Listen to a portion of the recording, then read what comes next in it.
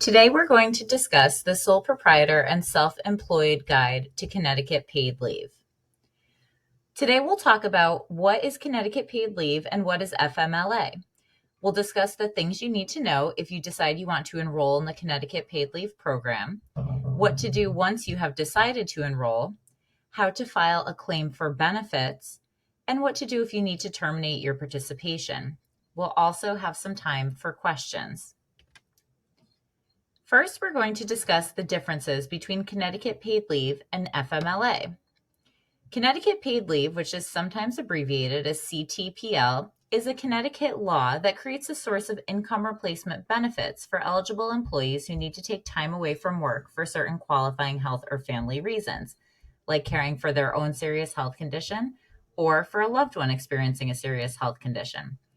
An important aspect of Connecticut Paid Leave is that it provides income replacement, but it does not provide job-protected leave. You may also sometimes hear paid leave referred to as PFML or Paid Family and Medical Leave. On the other hand, there are laws known as FMLA, the Family and Medical Leave Acts. There is a federal law and a state of Connecticut law, and both of these laws have been around since the 1990s. FMLA laws allow eligible employees to take job-protected time away from work for the same family and medical reasons for which a person can apply for Connecticut paid leave benefits. So FMLA provides the job protection piece, while Connecticut paid leave provides the income replacement piece. However, since sole proprietors and self-employed individuals are not employees, FMLA does not apply to them. However, as a sole proprietor or self-employed individual, you do have the option to participate in the Connecticut Paid Leave program if you wish. Let's talk about some of the things that you should know if you decide that you want to enroll in the program. We'll talk about how much it costs, what are the qualifying reasons that you can apply for benefits, what are the eligibility requirements, and then what are the actual benefits that you could potentially receive. Sole proprietors and self-employed individuals, as I mentioned, may choose to opt into the program, but they are not required to do so by law. In contrast, all employers with one or more employees working in the state of Connecticut are required by law to participate in the program. So as a sole proprietor, you do have to meet some certain criteria if you'd like to participate. First, you must be a resident of the state of Connecticut in order to participate in the program as a sole proprietor or self-employed individual.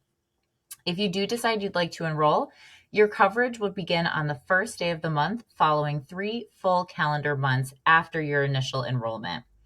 So if you enrolled on January 15th, for example, your 3 full months would be February, March, and April, and you would be eligible for benefits starting in May. If you do choose to opt into the program, you have to remain in the program for a minimum of 3 years. After that, you're automatically renewed for a period of 1 year at a time, unless you let us know that you would like to discontinue. Your contribution to the program is the same as all other employees who are covered under Connecticut Paid Leave, and that contribution rate is 0.5%. For a self-employed individual, it would be based on their self-employment income as defined by the IRS. Now, if you have employees, if you're a sole proprietor, you may choose not to opt into the program for yourself. However, as an employer, you do have to take that 0.5% deduction and remit that on behalf of your workers, whether or not you are enrolling for yourself. And then lastly, if you do receive a W-2 from your company, then you're considered an employee under this law, and you do have to participate in the Connecticut Paid Leave program. That's true even if you're the owner or an officer of the company. Now let's review the qualifying reasons for benefits. The first and most common reason is medical leave, which is time away from work that a person would take for the treatment of their own serious health condition. Serving as an organ or a bone marrow donor does qualify, as does pregnancy. The second type of leave is called bonding leave, and that is time away from work that an individual would take to bond with a newborn child who enters their home through birth, adoption, or foster care. This does apply to both parents, and it can be used at any time during the 12 months immediately after the child's birth or placement in the home. And again, it applies to birth, adoption, and foster care. The third type of leave is caregiver leave, and that's leave that an individual would take to provide physical or psychological care or comfort for a family member who's experiencing a serious health condition. Now, when we talk about a serious health condition, there is a statutory legal definition of what a serious health condition is. And it essentially boils down to requiring both incapacity and treatment by a healthcare provider. A couple of examples of what would constitute a serious health condition is anything that requires an overnight stay in the hospital. It could be a chronic condition for which you see your healthcare provider at least 2 times per year. It could also be something like a long-term condition for which treatment is no longer effective, such as Alzheimer's or the terminal stages of cancer.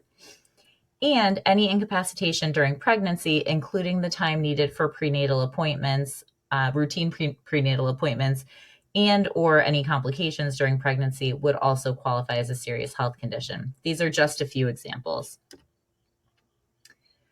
We are often asked if Connecticut paid leave would cover some common illnesses, such as COVID or the flu. These are not necessarily considered a serious health condition under the statute because frequently there's no treatment associated with a diagnosis of one of those conditions. So if you have the flu, for example, but you're able to rest at home, manage the symptoms with over-the-counter medications, and you're not receiving treatment from a healthcare provider, then that would not qualify as a serious health condition. When we talk about caregiver leave, there are some unique aspects of the Connecticut law that are worthy of mentioning. So, under the Connecticut laws, an employee can take leave and receive Connecticut paid leave benefits for a parent, a spouse, a child of any age, a sibling, a grandparent, a grandchild, or an individual related to them by blood or affinity. What does related by affinity mean? It essentially means that if the individual shares a close personal relationship that is like one of those family relationships mentioned on the previous slide, they can take leave to care for that individual as a caregiver. This is situation specific and it depends on the circumstances of the individuals. But examples of what would be considered relationship by affinity could include something like an aunt or an uncle who relies on the worker for unpaid care and who has a relationship that's more what you would normally think of between a parent and child. Another example could be an unmarried couple who consider each other significant others. They live together, might have children together. They have a spouse-like relationship. However, there is no legal relationship because they are not married. So those are two circumstances where that individual would be considered related by affinity. Now, the three additional types of leave that would qualify for Connecticut paid leave are military caregiver leave.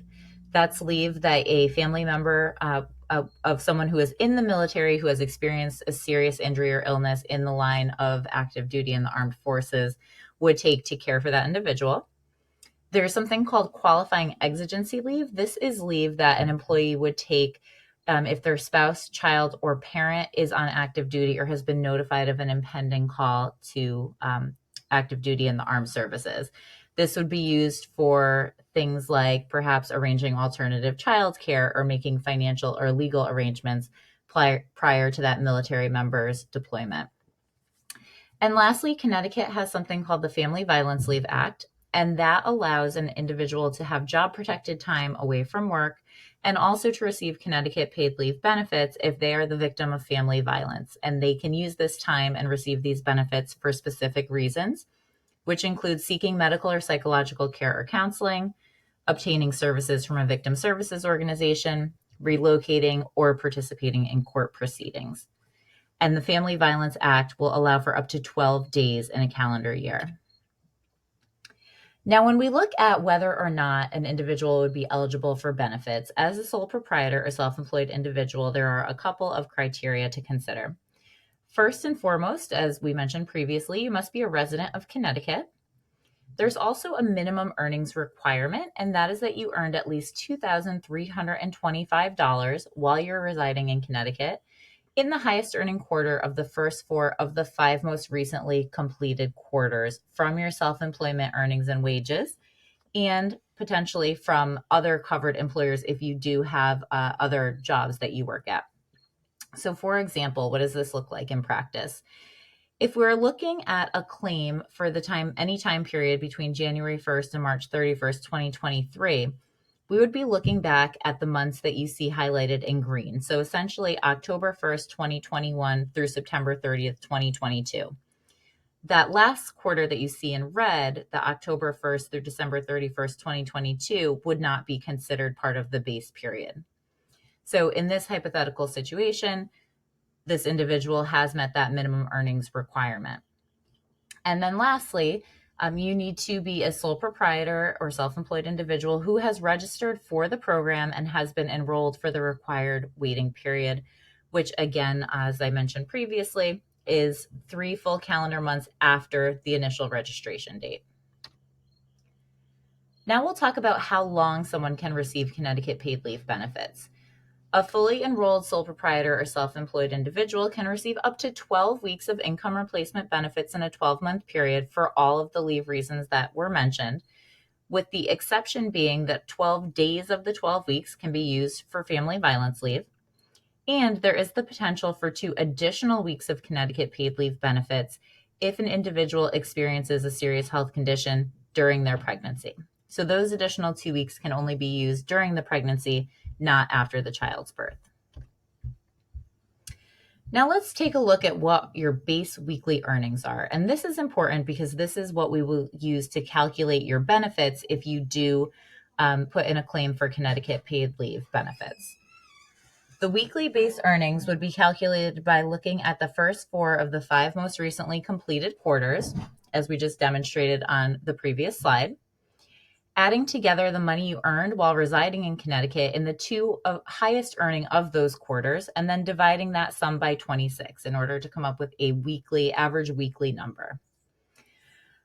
In order to calculate this, we would ask for some proof of self-employment earnings. An acceptable proof would be a filed Schedule C, the net profit or loss statement, or a filed Schedule SE.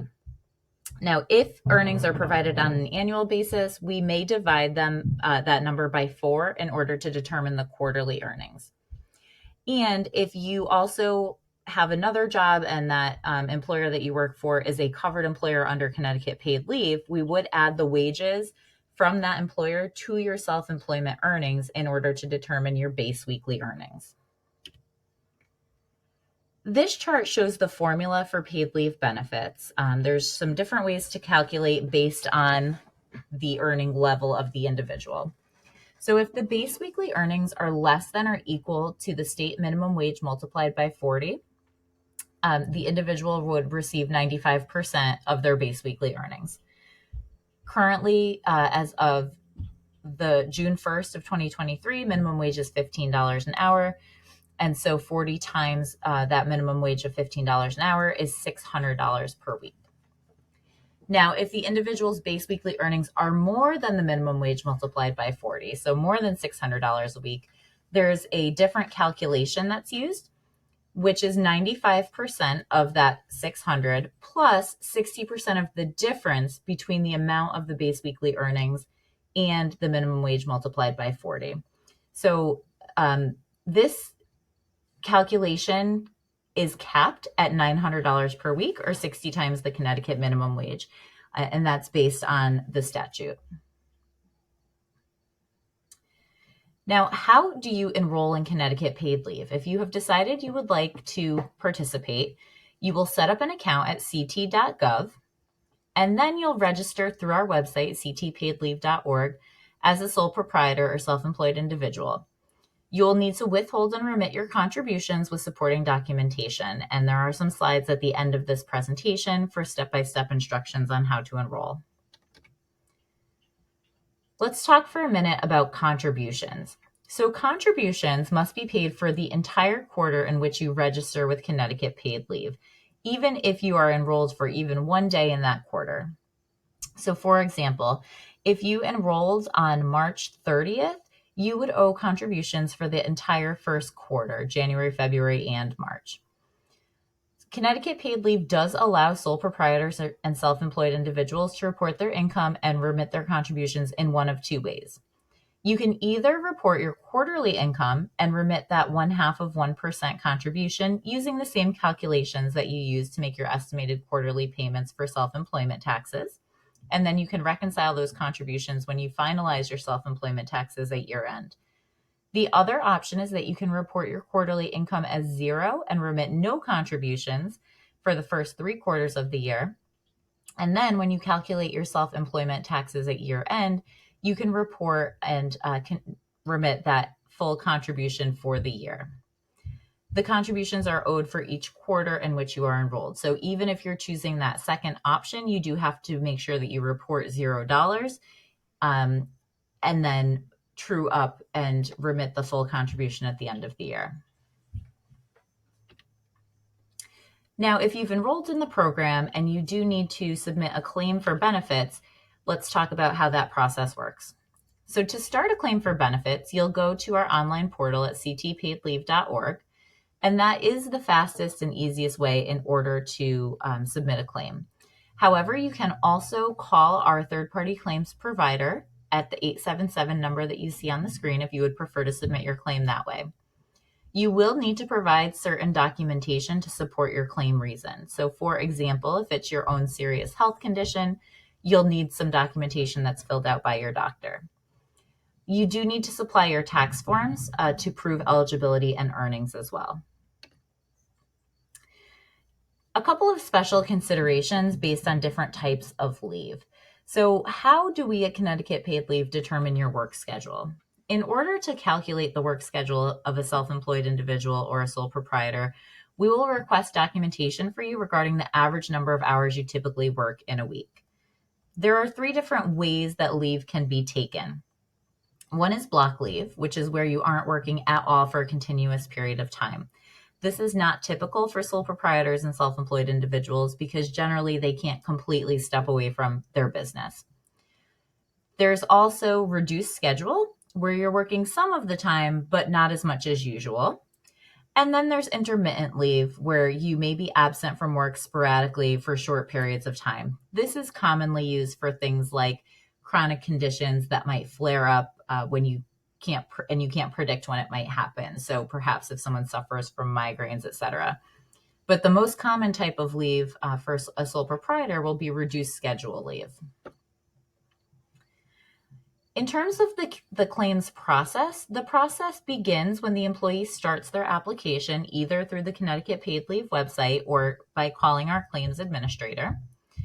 Once the individual specifies what type of leave, they will receive a notice with all the documents that they need to provide. And those documents will include identity verification, employment verification, including tax returns, and other supporting documentation based on the leave reason, which may be medical forms. Once all of the information is returned to AFLAC, which is our claims provider, they can review it and will make a decision on the claim. It can take about 10 days for a decision to be issued, but that's often quicker as long as all of the documentation is in order. If the claim is approved, then the payment will be made directly to the individual. And if it is denied, perhaps for a lack of documentation, there is always an opportunity for a reconsideration where the individual can submit whatever documentation may have been missing or incorrect in order to have their case looked at again. Let's talk about terminating your participation in Connecticut Paid Leave. Your initial enrollment lasts for 3 years with an automatic 1-year renewal period after the initial 3 years ends. If you do want to terminate your participation in the program, you have to provide 30 days written notice, and we ask that you do that through submitting a contact us form on our website. You will need to explain the reason for the withdrawal in the field that's labeled "How can we help you?" If you do withdraw from the program early, so before the 3-year initial time period is up, we may potentially impose penalties depending on the circumstance of the withdrawal. So there are 3 different types of withdrawals. Withdrawal can occur at the end of a coverage period. Withdrawal can occur prior to the end of a coverage period, but it may incur penalties. And it can occur due to a change in circumstance. So, potential penalties associated with each. If the withdrawal is at the end of a coverage period, you do have to, as I mentioned, provide 30 days notice. If that 30-day notice is not received, we may apply a penalty equal to 100% of the last full quarter's contribution amount. If the withdrawal occurs prior to the end of a coverage period, again, the penalty is potentially equal to 100% of the contribution amount owed for the last full calendar quarter. And you must provide Connecticut paid leave at least 30 days notice of your intended withdrawal. And if that is not received, there may be an additional penalty. Now, if we talk about withdrawing due to a change in circumstance, what would this look like? For example, if you no longer reside in Connecticut or if you've shut down your sole proprietorship permanently, you can withdraw from the program without penalty by notifying Connecticut paid leave. And we will request documents showing the closure of your organization with the Department of Revenue Services or Secretary of State, or documents showing your new residency as may be applicable. Regardless of the reason for your withdrawal, you will not be eligible to re-enroll in the paid leave program as a sole proprietor or self-employed individual until 4 full calendar quarters following the effective date of withdrawal or the date that the request for withdrawal was provided. This applies even if you've formed a new entity or organization, but it does not prevent any individual who is an eligible employee working for a covered employer from receiving paid leave benefits. What does that mean? For example, if you close down your sole proprietorship and you take a job working for a covered employer, if you meet the eligibility requirements, you would be able to still receive benefits from Connecticut paid leave under your employment with that covered employer, but you would not be eligible to re-enroll as a sole proprietor if you perhaps started up a new sole proprietorship for at least 4 full quarters. Now, if you have any questions about the program, we would first advise you to check out our website at ctpaidleave.org. And we ask that you would submit any questions through our Contact Us Center. The Contact Us form can be found right on our website.